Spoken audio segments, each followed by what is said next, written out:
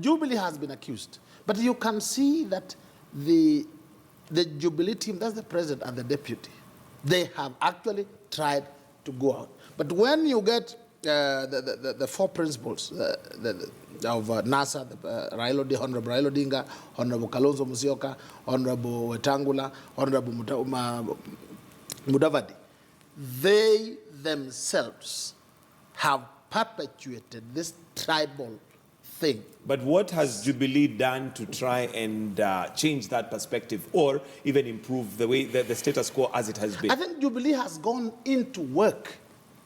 What will change the tribal way of thinking is work. And this work is, are we improving infrastructure in such a way that every Kenyan can see that it is for all of us? If you are looking at the standard gauge railway, it is not a Kikuyu standard gauge railway or a Luo one. It is for all Kenyans, opening up the coast. If you look at the roads being done, they are not being done in Kikuyu or Kalenjin. If you look at electricity connectivity, for the first time, every other house, even in Luoland, you'll find a mud thatched house, grass house, having electricity. It is changing from giving your tribe to doing the work.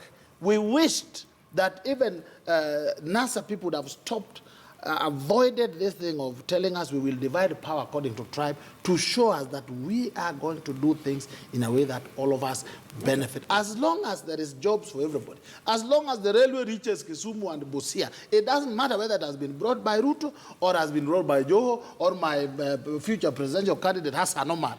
It is work that we are looking, and that is where the president is. Big, ambitious work. The rest are still talking about positions. Prime Minister, Deputy, CG. Please go and tell them that we are tired of this position. Raila was Prime Minister 5 years. There was no change even in Luoland. We thought when he became Prime Minister, Luoland will be the best. All right.